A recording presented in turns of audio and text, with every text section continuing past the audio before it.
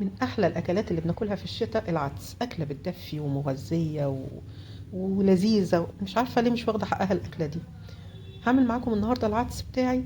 في تريكات ما اعتقدش ان حد تاني بيعملها، وخاصه الطشه اللي بعملها في الاخر مع شويه عيش كده بحمصهم في الفرن، عيش اللي بتجيبيه من المخبز العادي خالص، ونعمل احلى وجبه. يلا بينا بقى نشوف، بس ما تنسيش الاشتراك في القناه لو اول مره بتشوفيها، واعملي لايك للفيديو وشير لاصدقائك، ونشوف بقى مع بعض هنعمل العدس بتاعنا النهارده ازاي. انا عندي هنا ربع كيلو من العدس المغسول والايه متنقي ومغسول. عندي كمان طماطم حوالي نص كيلو. عندي قرن فلفل اخضر، لو احمر هيبقى احسن بس ما كانش عندي احمر بصراحه، ومش هاخده كله. عندي جزر، عندي بطاطسيه صغيره، عندي بصلايه صغيره، عندي 3 4 فصوص من الثوم. هي دي كل مكوناتنا للعدس. الثوم هنا عشان صحيح انا بقطعه، وممكن تسيبيه صحيح، يعني انا سبت فص او اتنين كده سايباهم صحيحين، مش شرط ان انا اقطعهم يعني. يلا بقى نشوف هنعمله ازاي. انا عندي هنا حلة على النار، هحط فيها حوالي 4 معالق من الزيت النباتي، زيت عباد او زيت ذرة او زيت زيتون لو موجود هيبقى احلى كمان. حطيت البصلاية، هي بصلاية كانت صغيرة. هحط البصل وهحط الثوم، وابتدي اديهم تشويحة. هنا ده توم صحيح زي ما بقولك، ممكن تقطعيه ممكن تسيبيه صحيح، مش هيفرق معايا يعني. وابتدي ان انا هقلبهم واشوحهم شويه لغايه بس ما ريحتهم تطلع، حوالي دقيقتين 3 مش اكتر من كده، يتبالوا بس. كده تمام. هنزل بعد كده بطاطسايه صغيره، والجزر، الجزر كان طالع من الفريزر بتاع السنه اللي فاتت انا مخزناه. وهبتدي برضو اشوحهم مع الثوم والبصل، اديهم تشويحه حوالي دقيقتين كمان. فعلا التشويح مع بعض الخضار مع بعضيه في الزيت بيدي ريحة وطعم جميل جدا للعدس. هنا الفلفل لانه لقيته حراق خدت منه حتة صغيرة، ما خدتش كتير.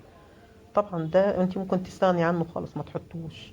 لو انت بتحبي مرقة الخضروات في العدس ممكن في المرحلة دي تحطي واحدة مرقة خضروات، بس انا بصراحة مش بحب احطها.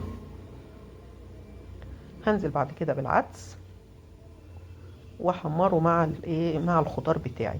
هبتدي اشوح فيه حوالي 3 4 دقايق مع الخضار.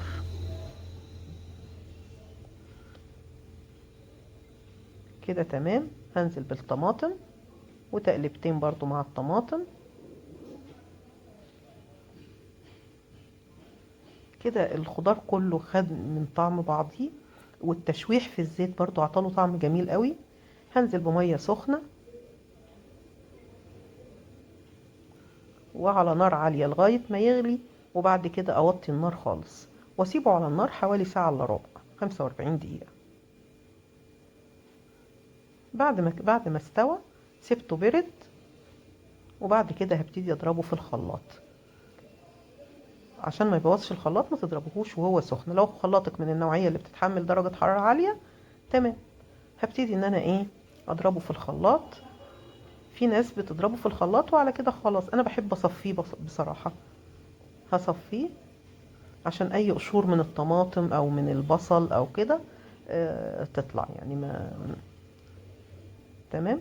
هصفيه كله بنفس الطريقة. وادي العدس طبعا قوامه زي ما احنا شايفين تقيل قوي. هبتدي اخفف قوامه بالمية لغاية ما اوصل للقوام اللي انتي بتحبيه. انا عن نفسي بحبه وسط، مش بحبه تقيل قوي مش بحبه خفيف قوي. بعد كده هديله غلوة على النار حوالي دقيقتين 3 كده بعد الغليان، واحط له الملح بتاعي. انا ما حطيتش سكر ليه؟ لان الجزر مسكر، فما حبيتش ان انا احط له سكر تاني. بعد كده حوالي 3 او 4 معالق من الزيت، برضو زيت نباتي، ومع حبة كده حلوة من الثوم المهروس، معلقة كبيرة قوي يعني كده مناسبة لكمية العدس. وابتدي احمرها. انا مش بحمر له بصل ولا حاجة في المرحلة دي على فكرة. لو حابة تحطي له شعرية هتحمري حبة شعرية وتحطيها فيه، بس انا حسيت ان قوامه مش محتاج شعرية. البطاطساية مخلية القوام لافف وحلو فمش محتاج شعرية. اكتفيت بس بالبطاطساية اللي انا حطيتها. بعد ما حمرتها هحط هنا نص معلقة من الكمون. هحمرها مع التوم في اخر تحمير التوم كده. تحطي نص معلقه كمون، وتحطيها، دي الطشه بقى بتاعه العدس، وتحطيها على وش الحله وتقلبيه كويس فيه العدس بتاعك. وبألف هنا وشفا. اتمنى ان هو يكون عجبكم فيديو النهارده، واشوفكم في فيديو تاني ان شاء الله.